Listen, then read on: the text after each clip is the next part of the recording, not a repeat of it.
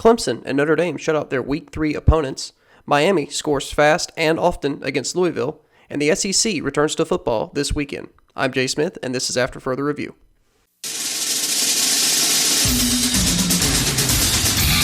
And now, after further review, a Clemson student's perspective on sports. There's a personal foul on number 99 of the defense. After he tackled the quarterback, he's giving them business down there. That's a 15-yard penalty. Hey everyone, Jay Smith here for After Further Review. Thanks so much for tuning in. A lot to talk about this week. Week 3 has wrapped up. Looking forward to Week 4 this coming weekend, and obviously, as I mentioned in the show opener, the SEC is going to be coming back to football this weekend. Some games lined up that we will talk about later this week. But I want to start off the show by reviewing some of the games from this past weekend, starting off with the Clemson win against the Citadel. This game was at home for the Tigers. They won this one 49-0, and there's not a whole lot to talk about except for the fact that if Trevor Lawrence continues to play like this in the first half of games this season, he's definitely going to be in contention for the Heisman. He played pretty much perfectly. He went 8 for 9, 168 yards and 3 touchdowns. I mean, he was never under duress. We never expected him to be under duress. Etienne carried the ball 8 times for 68 yards. This was really, again, just an opportunity for Clemson to kind of tune up and see where things are before they really kind of start diving into the meat of their schedule. That's not to say that the Citadel played poorly. I mean, they played about as well as you would expect them to play on the road against the number 1 team in the country, but they weren't the story from this game. Clemson was the story, and the depth of Clemson was the story. I believe sometime in the third quarter, they were mentioning how one of the comments that Dabo had from this past weekend, or rather 2 weekends ago now with the Wake game, was that he was kind of disappointed with the production of his second-string O-line. And, I mean, when that's your biggest problem coming out of a conference game, a conference game on the road, right, the Wake Forest game to open the season, when the biggest issue from that game is your production by your second-string O-line, I think you're in pretty good shape. So, Clemson performed really well. Honestly, and I even made this comment during the game, I felt like this was the cleanest I had seen Clemson play in years against any opponent. I mean, they were just flawless in their execution. And obviously, look, this game was 49-0 at the half. It could have been much uglier. In fact, Dabo actually agreed to a running clock in the second half, and the Citadel head coach was against that. He so far, the Citadel only has 4 games scheduled for this season, and they're through 2 of them, and so he wanted his team to get as many reps as they can. And look, I don't think that was the wrong decision. I mean, obviously, again, this game was never going to be close, and Clemson played flawlessly in that first half. But you really, when you go back and look at the tape from this game and break down how each unit performed on the field, I think the biggest thing for Clemson is that they're deep in every position. There's playmakers at every position, 2, 3, 4 deep, and so it's got to give you a lot of confidence going into the rest of their slate, because not only is Lawrence looking really sharp, but they even had the opportunity for DJ to get in there and get some snaps. And I think even the third-string quarterback was able to get some snaps. His name is escaping me.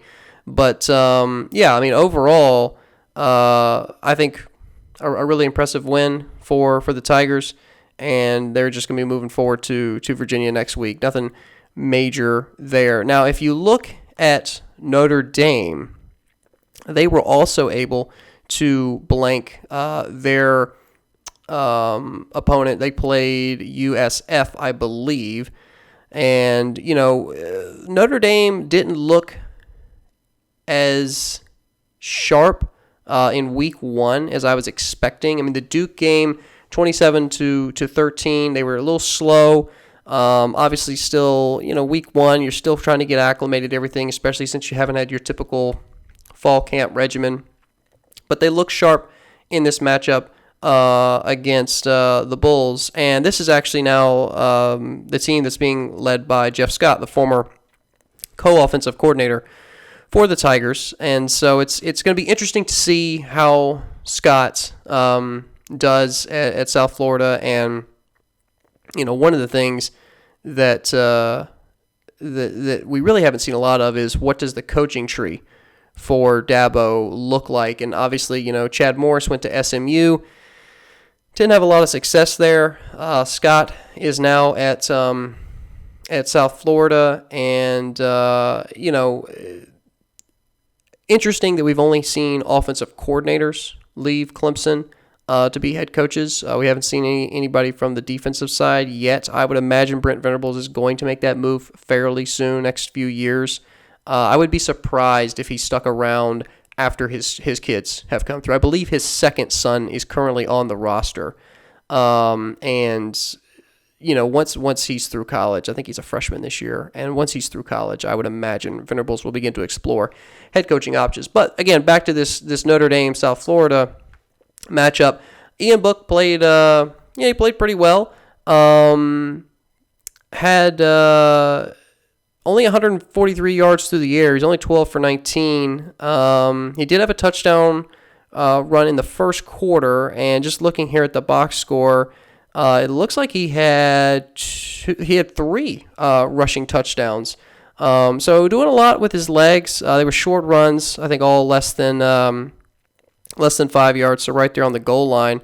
But Notre Dame really controlled the all aspects of this game, right? They controlled the tempo on offense. They didn't have to play to South Florida's pace. They were able to kind of impose their will on the Bulls defense, and then their defense did a great job limiting big plays for South Florida. And then special teams, there were no big mistakes.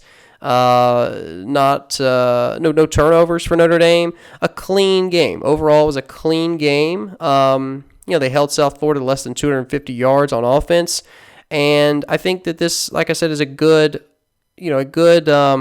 measuring stick to see what the Irish are capable of. Because that was the thing after the Duke game, right? You were looking at Notre Dame and you're saying, okay, well, they beat Duke at home. It was only a 14-point win. It was a little close at times. It was a little too close in the fourth quarter, if I'm being honest. So I'm not really sure what to make of them yet. And then this South Florida came in and, complete dominance the entire game, obviously with a shutout, 52-0.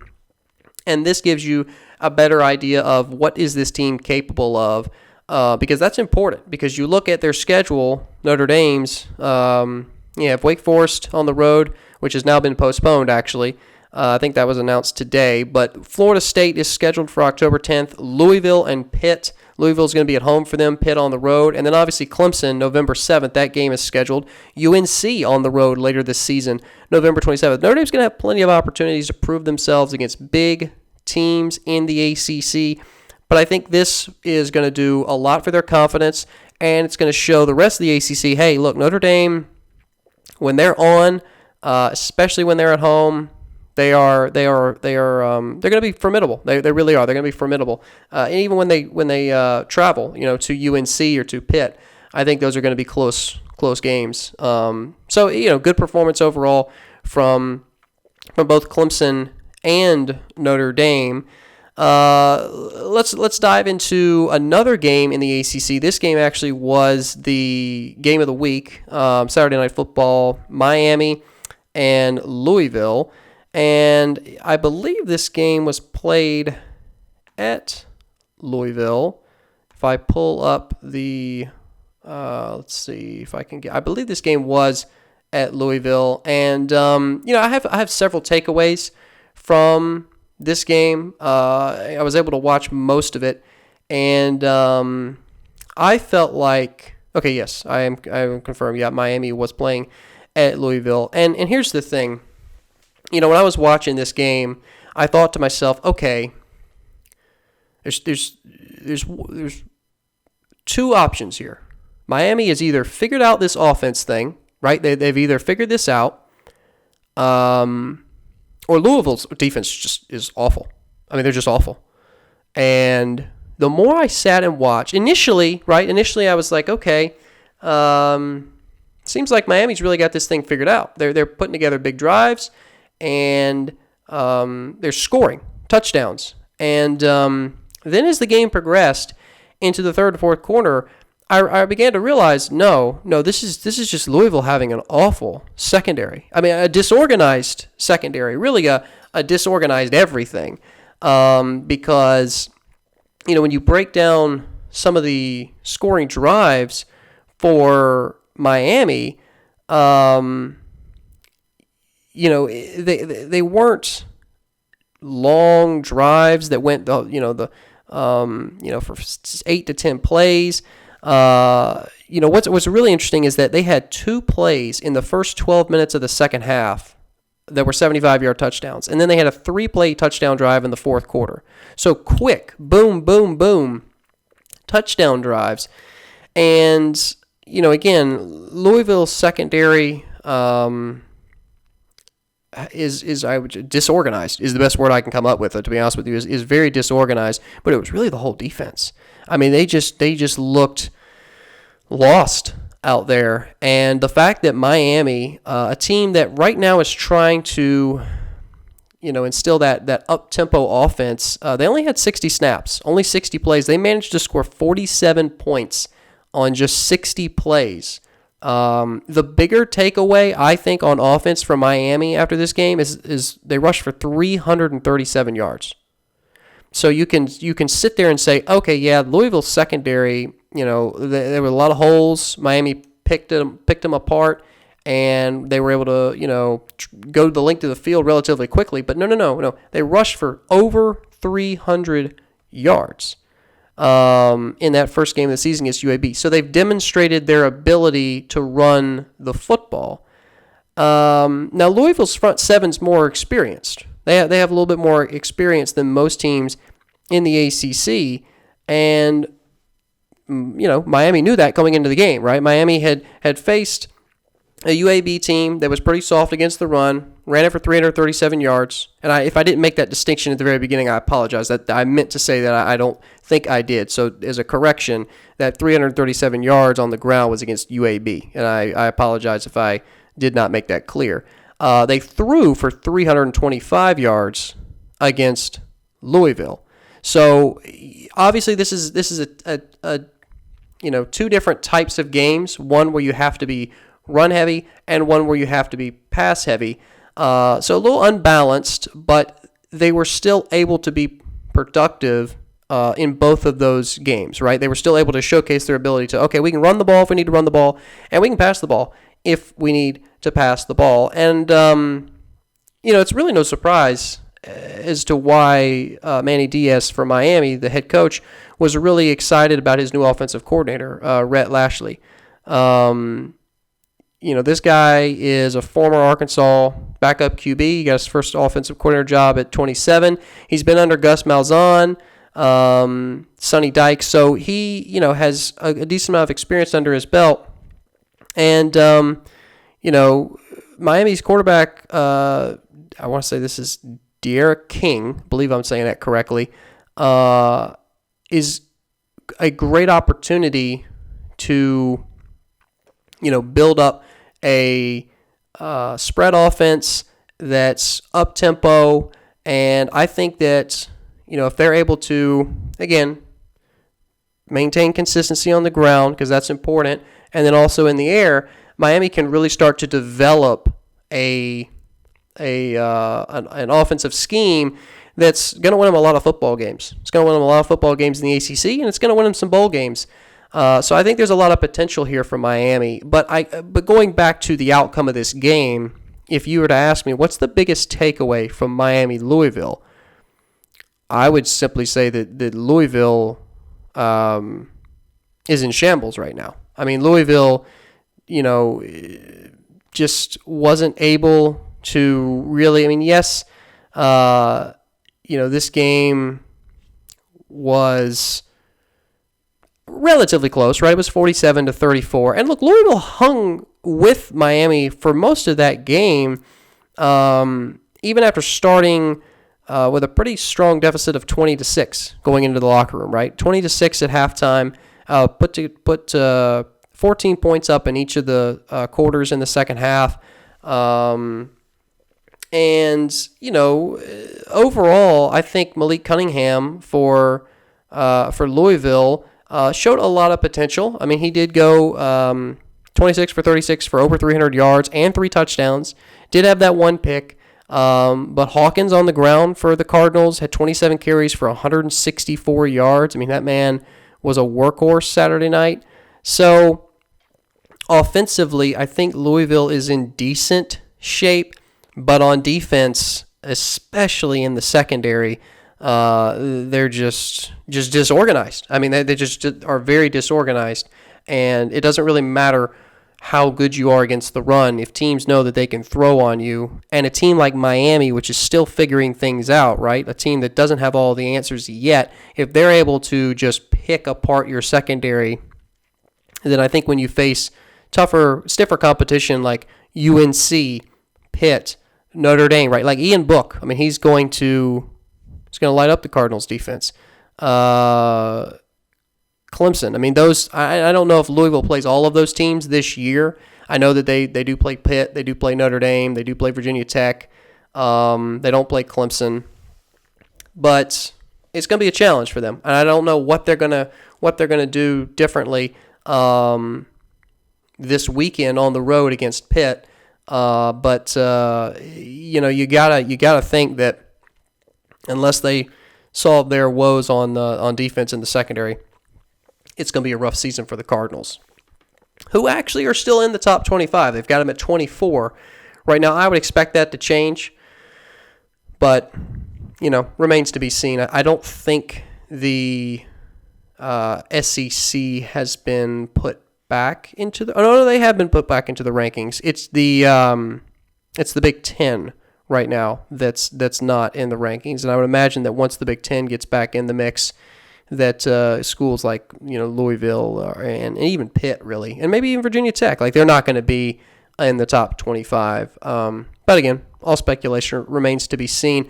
Other than that, if you look at some of the other storylines from Week 3, one that I really was surprised about was how lackluster Oklahoma State looked at home against Tulsa. I mean, this was a game that I almost found myself rooting for Tulsa to win. I didn't really have a vested interest here. I mean, I always like to see an underdog, pull an upset. And I think Oklahoma State was ranked 11th in this game, and it was a tight 16-7 win for the Cowboys.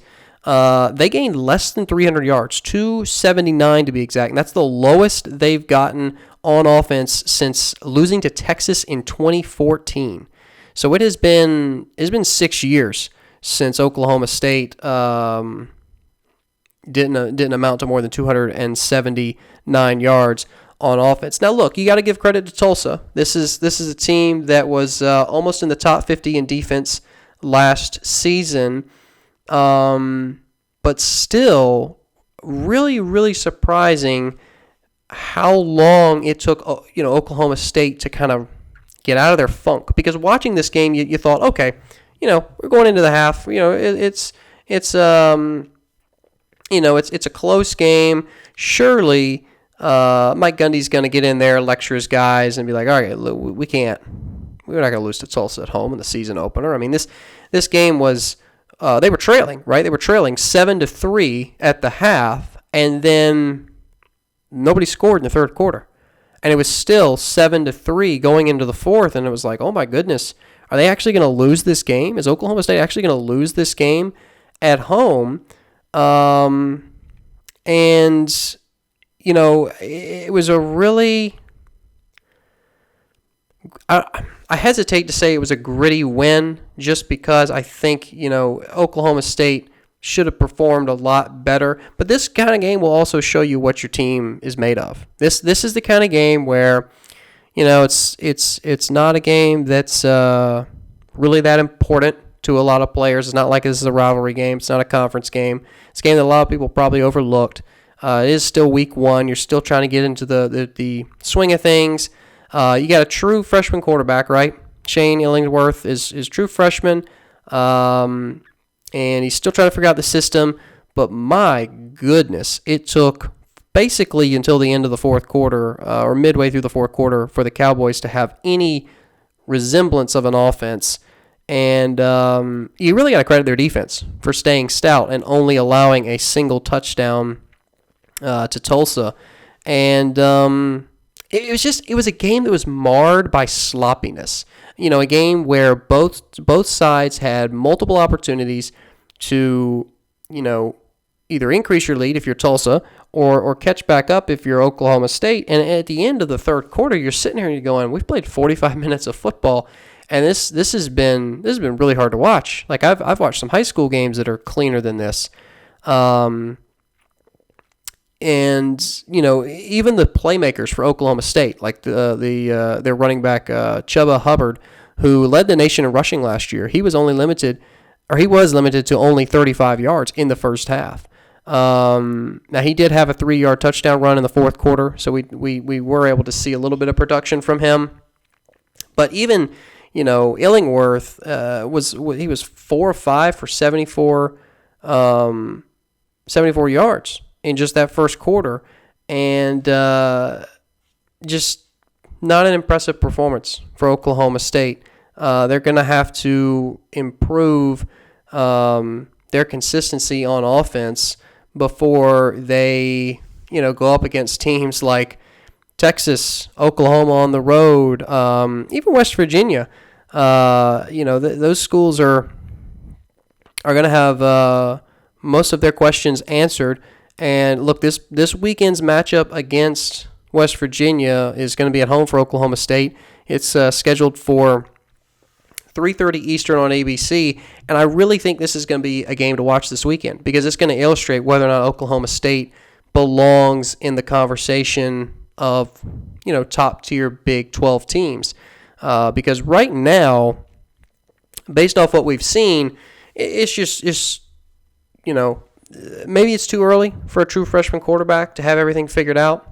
I understand, but I still think that Oklahoma State has a lot of improving to do if they want to compete in the Big 12 against teams like Texas and against teams like Oklahoma. Otherwise they're just going to be relegated to a second-tier Big 12 team, which is not the best for your reputation. Other than that, not a whole lot of games were played in Week 3. Nothing really of significance other than the matchups that we've already gone over. But, UCF blew past Georgia Tech 49-21. Actually, another interesting game was Louisiana Lafayette. They traveled to Georgia State this past weekend and were trailing most of this game. Georgia State had them on the ropes. And then late in the game, Louisiana was able to come back and win it in overtime, 34-31. Personally, I think Georgia State lost this game more than Louisiana won. There were just too many mistakes and just a lot of tight-ass football by Georgia State in the second half of this game. I mean, they were, they were consistent throughout the entire game, and Louisiana looked like they were, out of sorts, and really, really surprised that that Georgia State wasn't able to hold off Louisiana and beat them. But hey, Louisiana now is they're 2-0, and I guess the Sun Belt's really theirs to win. I mean, you got a Louisiana Lafayette team that's in the top 20. It's the first time they've been ranked. Goodness, in I don't even know how long. I want to say I saw a stat on that last week, but it's been a minute since they were ranked. There's really nobody on their schedule except I'd say Coastal Carolina is going to probably be a close game for them. I think App State could be a close game for them. But they really are in a good position right now to potentially go, one loss, undefeated, win the Sun Belt, which I think for them would be a great season. I mean, they right now only have one ranked team on the slate, and that was Iowa State, who they handled easily last weekend, 31-14. So, Raging Cajuns have a lot to play for right now. Kind of a Cinderella story, if you will. Only 3 or 4 weeks into this season, but an interesting development nonetheless. And obviously they were able to get that done. And a good win, a gritty win for the Raging Cajuns. If we look ahead now to this coming weekend, obviously the SEC is slated to rejoin everybody already at the college football table. Obviously, they never postponed their season, but they did delay the start of it until September 26th. So you have a lot of interesting matchups this weekend. You have Florida traveling to Ole Miss. That game's slated for a noon kickoff on ESPN. You got Kentucky at 23rd traveling to number 8 Auburn. You have Mississippi State traveling to LSU. Georgia is going to Arkansas. Alabama travels to Missouri. Vanderbilt goes to Texas A&M. Tennessee at South Carolina. And I believe that is it for SEC matchups. I would say the most intriguing game for the SEC this week is probably Kentucky at Auburn. I think this is a game that is going to showcase not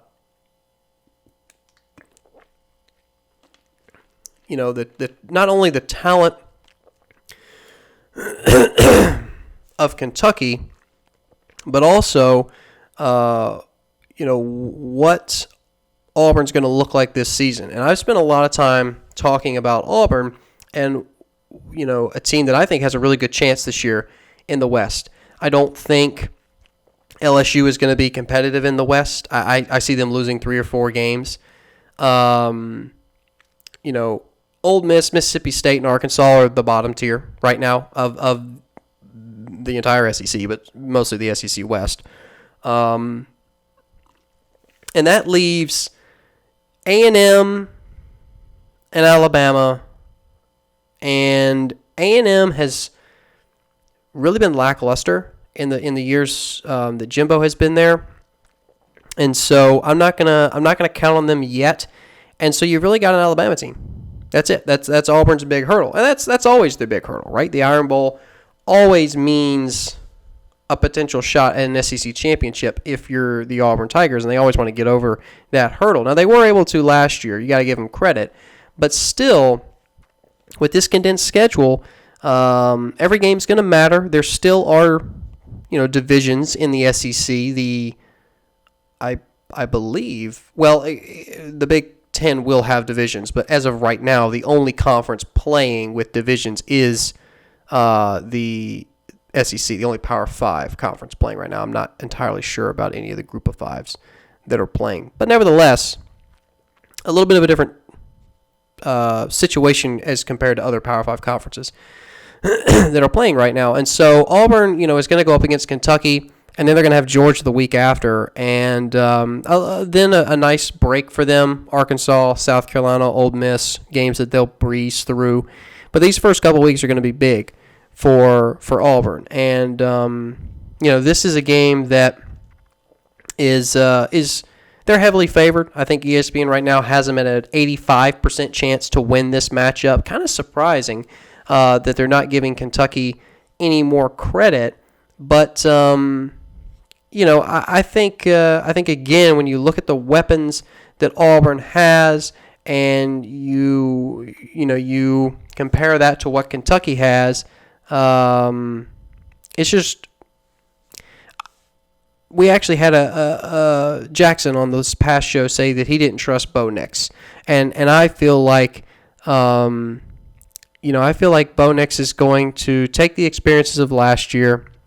He's going to take each of those losses, right? The loss to Georgia, the loss to Florida, the loss to LSU, and even the loss to Minnesota, and he's going to learn from those experiences. And I think, with the weapons that they have at running back and at wide receiver, and with a pretty stout defense, I think Auburn is going to come out in this game, and I think they're going to be firing all cylinders. And I'm not sure if Kentucky is going to be able to keep up for all 4 quarters. Now, Kentucky is a program that is still very intriguing. They've made legitimate strides in the past few years under Mark Stoops. They've won 2 bowl games in a row. They've appeared in 4 consecutive bowl games, and they haven't finished under 500 since 2015. All right, and this is Kentucky football. So impressive. And this is a really deep football team. And, look, I don't think people are going to put them in the same category as a Florida or a Georgia from the East. But they're going to give those teams fits in some ways. And they're going to make those teams have to prepare for them.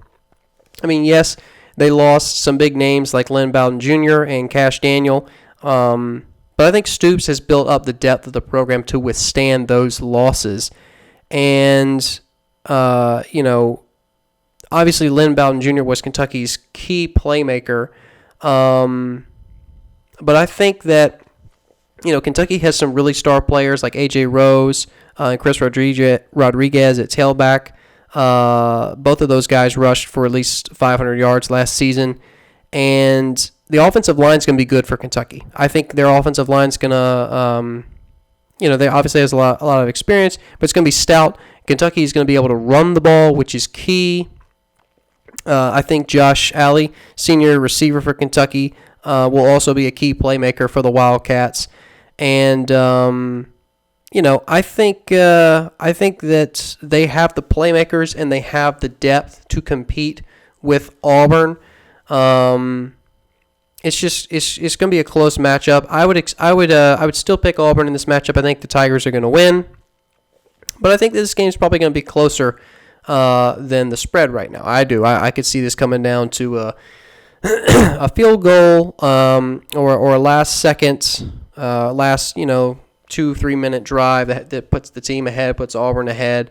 But a sneaky good Kentucky team. A Kentucky team that's living in that middle tier with the A&M, the A&Ms, but a team that can actually beat, an Auburn or a Florida or a Georgia if enough things go their way. And that's a huge credit to Mark Stoops and what he has built in Lexington. I think that's probably the most intriguing matchup within the SEC to watch this weekend. As for Ole Miss and their matchup against Florida in Lane Kiffin's inaugural game, I don't think this is going to be close, unfortunately, for the Rebels, and I expect Florida to come out and dominate for most of that game. I think Matt Corral has been picked as the starting quarterback for Ole Miss over John Rice Plumlee. Corral obviously is more of a scrambler, dual threat. JRP kind of hangs in the pocket a little bit more, but I don't think it's going to matter. Florida's defense is going to be able to contain either of those guys. They both may get playing time, honestly, but I don't think, even with the playmakers that Ole Miss has, like Jerrion Ely, there's just not enough depth. And last year showed me that this team's not disciplined enough to compete against a high caliber SEC opponent. Now maybe that changes, but it's not going to change week one with a brand new head coach. I just don't. There's no indication from Lane Kiffin or any of his past coaching experience that leads me to think, okay, yeah, this is the guy that's going to come in and be the hard-nosed Nick Saban. Then no. No. So I don't expect Ole Miss. I don't expect them to be competitive in the SEC this year.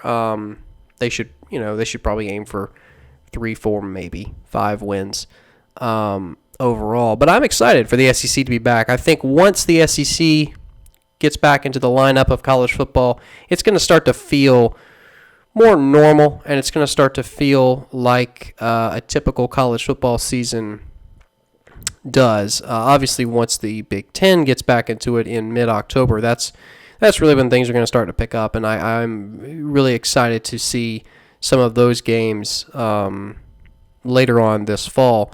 But just as a reminder, as we wrap up the show here, just as a reminder that you still have until the end of this week to get in the College Pick'em League, and the name of our College Pick'em League is AFR College Pick'em 2020. Now, I'm still going to repost the link to join that group out on our social media pages, so that if you are not already in the College Pick'em League group, you can get in before this weekend when the Week 1 games go live. Again, this episode will be posted in podcast form later this evening, and it'll be up on Facebook. Any sort of questions, comments, topics that you want covered, feel free to shoot them at me via DM. Doesn't matter the platform. I'm happy to cover them in the podcast. You're welcome to come on and discuss them. It's very easy to set up. All I need to do is just text you a link, and then you can join in, and we can talk about whatever. So I will be promoting that more in the future. But, yeah, like I said, get in that Pick'em League if you haven't already, and let me know if there's anything that you want to hear discussed on any of the episodes coming up in the future. But that's pretty much it for this episode of After Further Review. Appreciate you tuning in, spending some time talking college football.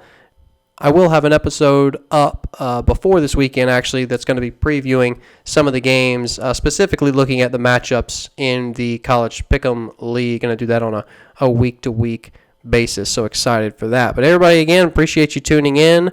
We'll see you next time, and I'm Jay Smith, and this has been After Further Review.